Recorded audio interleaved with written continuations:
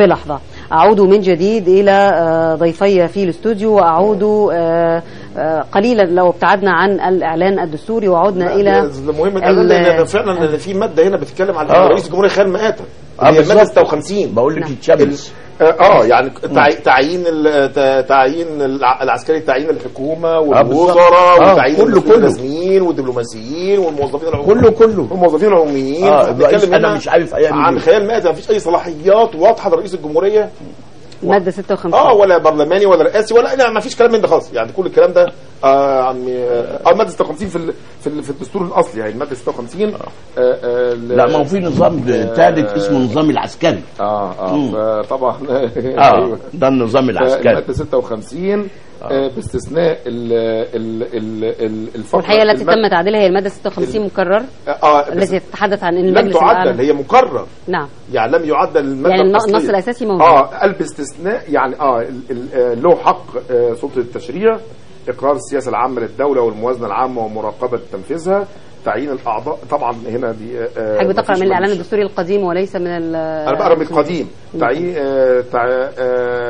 حق إصدار القوانين أو الاعتراض عليها، تمثيل الدولة في الداخل والخارج، تعيين رئيس مجلس الوزراء ونوابه والوزراء ونوابهم وإعفائهم من مناصبهم، تعيين الموظفين يعني ستقع كل هذه الحقوق التي كان منصوصا عليها في الإعلان الدستوري المعدل لاستفتاء 19 مارس بالضبط، والتي كان المفترض أن يعني تمام.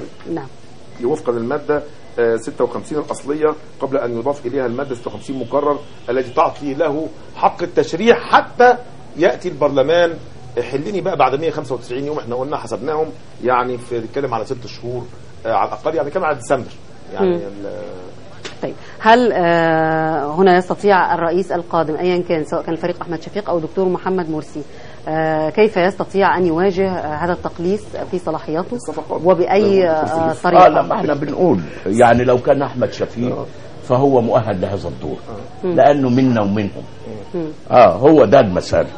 أما إذا كنا بنتكلم على مرسي، فاحنا بنتكلم على رئيس إما يكون صاحب الصفقات، نعم، وإما يكون يحكم من خلال اصطفاف شعبي يخالفه، والمسألتين مختلفتين جدا، لأنه بالنمط الآخر الذي يتعلق بالشعب لابد وأن يكون هناك ما يسمى بانتزاع الصلاحيات. نعم. رئيس الجمهورية يمكن أن ينتزع صلاحيات معينة. إذن نحن أمام مثل هذه الأمور التي تتعلق بسلطة رئيس الجمهورية القادم في هذا النظام. احنا ما بين أمرين. الأمر الأول أن يكون ذلك الرئيس، كيف يستطيع أي رئيس أن ينتزع صلاحياته ولا يمكن؟ يعني لا يوجد برلمان، لا، ما هو ينتزع صلاحياته بالشعب الذي وراءه. احنا مش عاوزين رئيس دستور. الإعلان غير الدستوري، هذا هو غير دستوري.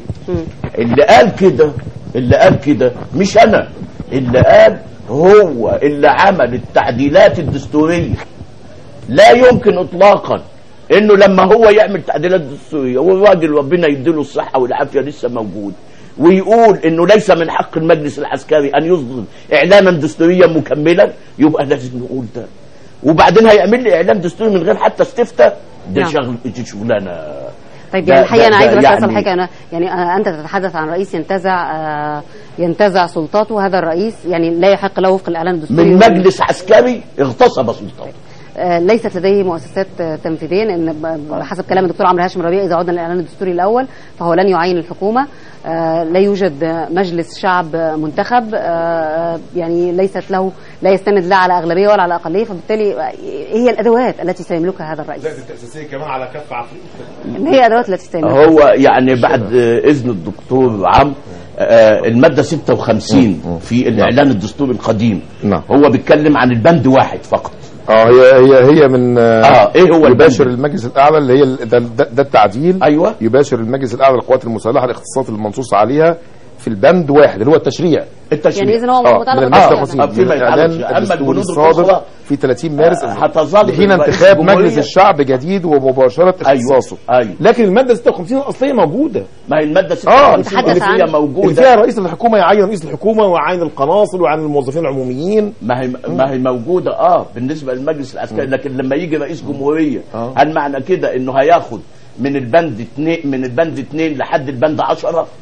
يعني هذه النقاط ربما تحتاج الى تفسيرات قانونيه. طبعا. واعتقد انها ستكون محل جدل. يعني هي هتكون محل جدل، وهو سايبها برضه لتكون محل جدل. يعني سايب الماده الاصليه، يعني هو سايب الماده الاصليه وده معيب، ده علشان تفضل في حاله اللا يقين وتعرف انه السلطه فعلا ستؤخذ غلابه. هي بدون اجترار الماضي اظن ان يعني ما يحدث الان بيعيدنا مره ثانيه الى معركه الدستور اولا التي كانت مشتعله بعد الثوره، وانه كان من المفترض والافضل انه نكون بنسير الان على هدي الدستور. انا عاوز اقول لحضرتك حاجه، انت تعرفي معركه الدستور اولا هو اللي حصل، هو عمل نعم، وبعد ما عمل نعم عمل بلا، علشان برضه حضرتك تبقى عارفه، عمل كل الخطوات اللي اتخذها بعد كده هي على لا، ولذلك لم يحدث ان وضع لا دستور وانتخابات مجلس الشعب بنرجع فيها المربع ما قبل الصفر.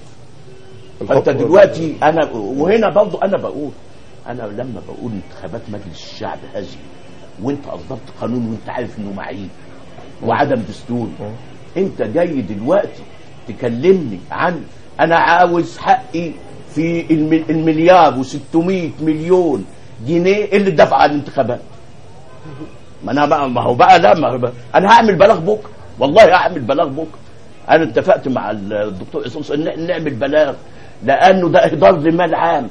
اذا كنت انت بتضع قانون وانت عارف انه معيب وسيقع تحت طائله عدم الدستوريه وكل هذه الاشياء ثم تقوم بذلك عمدا. طب هو وضعه لوحده يا فندم؟ لا انا شوف موجوده، كان يمكن ان تعارض ذلك. يعني ما لا، انت هتقولي ضغط برضه القوى السياسيه، في حاجه ضغط القوى السياسيه واعمل القانون معيب علشان تفضل المؤسسه انا بتساءل عن القوى السياسيه التي لم تنتبه على الاقل لانه معيب.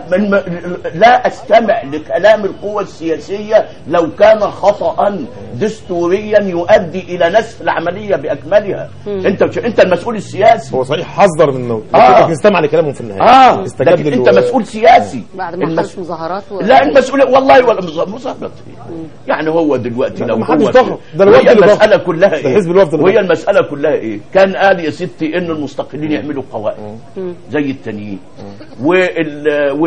والاحزاب تدخل فردي زي المستقلين، وتعمل المساله وتبقى في تكافؤ فرص. لكن هو عملها بهذا الشكل مخصوص، وانا هنا بأغلب جانب المؤامره، ولدي قرائن تؤكد انه تآمر حتى يضع هذه المؤسسه تحت الحصار. المعركه الجايه معركه التأسيسيه ومعركه مين يشكل الحكومه. انا عاوز اقول لك ان في معركه كمان قادمه. بتوع مجلس الشعب هيجتمعوا يوم الثلاث. لا هو اعتقد التوصيف هو هنا يبدو اجتمع بالكتاتني النهارده علشان يعني يبلغوا يهددوا في نفس الوقت، يديله يعني عصا والجزره، يقولوا التأسيسيه بتاعتكم ماشيه. لا يعني انا في الاعلان الدستوري هي ماشيه. انا يعني يبدو ده في اتفاق، وانه حزب الحريه والعداله قرر ان تعقد الجلسه التي تتعلق بيوم الثلاثاء في مجلس الشعب. مجلس الشعب دي معلومات عند حضرتك؟ دي معلومات. هو كان في اتجاه معلومات، هذا كان اتجاه الصباح. على اي اساس؟ على اساس انه احد البرلمان ليس صحيح. والكلام ده قالوا المستشار طارق البشري، وقالوا هل سيعاد النظر هنا في حل البرلمان؟ هل سيعاد النظر هنا في حل البرلمان ويعود؟ لا هو عمل انقلاب. هو في حد، بس الانقلاب كان بغطاء قانوني ودستوري، امر موازي. واحنا عاوزين برضه نقول يعني انه القضاه ينفقوا شويه بشعبهم يعني، والمحكمه الدستوريه تبص لشعبها شويه. اسمحوا لنا دستور يا سيادة. نحن لا نزال معكم على الهواء مباشره نتلقى المؤشرات الاوليه ونتائج الفرز في المحافظات المختلفه. معي على الهاتف زميلي احمد جوده الذي نتحدث اليه من كفر الشيخ، ويبدو ان هناك المزيد من النتائج التي هي على وشك ان تعلن. احمد. نعم منى، انا الان داخل المدرسه الفنيه الصناعيه